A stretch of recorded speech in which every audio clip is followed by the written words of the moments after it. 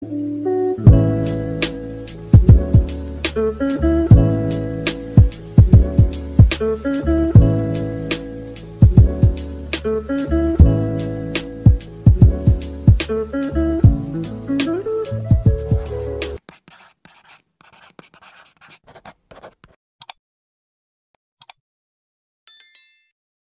teman-teman, balik lagi dengan gua Elang di channel Carry Horror Store pastinya. Oke, jadi di video kali ini seperti biasa, di samping gua udah ada sebuah PC. PC rakitan di sebelah gua kali ini gua rakit dengan mengeluarkan budget cuma di kisaran 3 jutaan aja cuy. Untuk lebih tepatnya mungkin ada di sekitar 3,5 jutaan lah ya.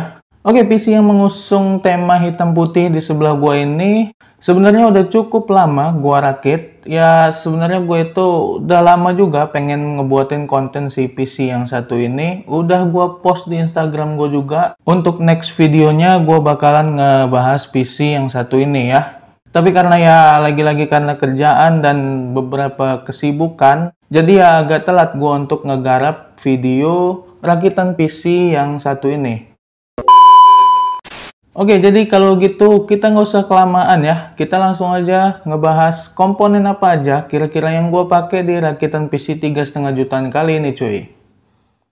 Oke, jadi yang pertama untuk motherboardnya. Kali ini gue menggunakan motherboard dari Biostar, yaitu Biostar T-Series dengan seri P67XE cuy. Dia udah punya 4 buah slot RAM, tapi sayang untuk USB 3.0-nya ini dia belum ada untuk bagian depan. Dia cuma ada 2 buah slot USB 3.0 di bagian belakangnya aja cuy. Untuk bagian depannya dia belum ada, sayang banget lah ya.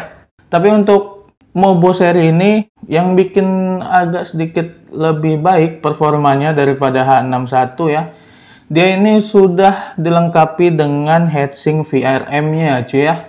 Jadi ya performa si motherboardnya bisa agak sedikit lebih maksimal daripada motherboard yang belum ada heatsink VRM-nya. Lumayan lah ya, walaupun seri jadul tapi udah dilengkapi dengan heatsink VRM, bisa sedikit menambah estetikanya juga cuy.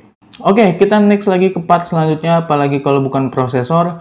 Untuk prosesornya kali ini gua juga nggak menggunakan prosesor yang biasa gua pakai di rakitan PC under 5 jutaan. Biasanya gue itu selalu menggunakan Intel Core i5 generasi kedua atau generasi ketiga.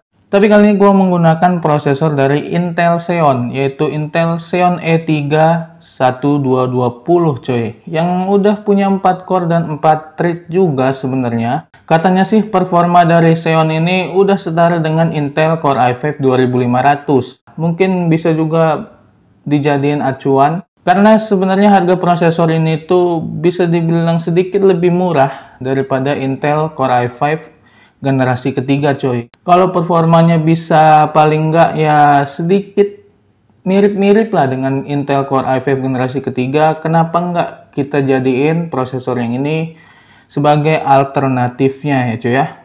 Oke, kita next lagi ke RAM. Untuk memori RAM kali ini gua kembali menggunakan RAM berkapasitas 8 GB single channel dari HyperX Fury dengan speed 1600 MHz. Kita lanjut lagi ke VGA card-nya. Untuk GPU-nya kali ini gua menggunakan sebuah VGA card dari MSI, yaitu MSI Twin Force GTX 750 yang non TI. Yang udah pasti performanya ya mungkin sedikit di bawah GTX 750 Ti, yang dimana GTX 750 non Ti ini dia cuma punya VRAM 1 GB aja. Tapi untuk yang lainnya kalau gue lihat di GPU Z-nya sih bisa dibilang 11-12 lah ya, cuma beda VRAM aja. Bahkan untuk bandwidth-nya itu bisa dibilang sama lah ya. Tipe memorinya sama-sama GDDR5, sama-sama udah 128 bit juga. Oke, kita lanjut lagi. Untuk CPU coolernya alias pendingin prosesornya, kali ini gue menggunakan cooler dari Jonesbo, yaitu Jonesbo CR1200. Cooler minimalis, murah, ya tampilannya cukup keren. Dan juga untuk performanya udah lumayan lah ya. Cooler di harga 150 ribuan, dia udah punya 2 pipa kuningan alias tembaga. Dan juga untuk build quality-nya, gua rasa ini nggak malu-maluin sih. Untuk di harga 150 ribuan, bisa juga untuk menambah estetika karena di bagian depannya ini dia udah ada RGB-nya dan juga di fan-nya. Ya lumayan lah ya. Cooler 150 ribuan, udah cakep, performanya oke. Ya cukup worth it sih kalau menurut gua. Oke, kita next lagi ke storage. Jadi storage-nya kali ini gua menggunakan satu buah SSD SATA dari S-Power berkapasitas 128 GB. Dan untuk datanya gua tambahin sebuah hard disk dari merek Seagate berkapasitas 1 TB cuy. Oke, kita next lagi ke penyuplai dayanya, apalagi kalau bukan power supply. Untuk PSU kali ini gua menggunakan PSU dari Corsair CX 400 watt. Setelah gue cek ternyata di websitenya ternyata power supply ini sudah bersertifikasi 80 plus ya cuy ya. Walaupun dayanya cuma 400 watt ya gue rasa rakitan kali ini TDP-nya juga nggak terlalu gede-gede amat. VGA-nya juga dia no pin power yang artian dia penggunaan dayanya itu cukup rendah. Jadi gue pikir menggunakan PSU 400 watt udah cukup sih. Yang penting udah bersertifikasi 80 plus.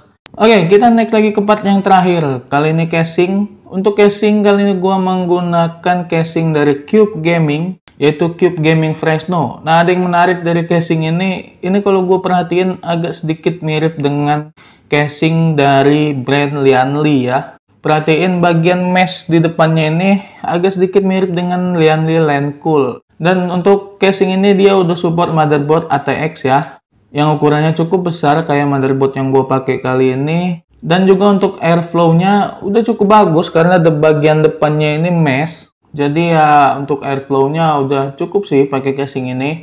Sayangnya kita belum dibonusin fan sama sekali ya. Ini juga pengen gue tambahin fan sih, tapi ini belum gue pasang. Tapi untuk sekedar estetika dia udah bisa nyala RGB di bagian depannya meskipun tanpa fan karena dia udah ada LED strip di bagian tengahnya. Oke, jadi itu aja keseluruhan komponen yang kita pakai di rakitan PC 3,5 jutaan kali ini cuy. Sekarang kita langsung aja masuk ke pengetesannya.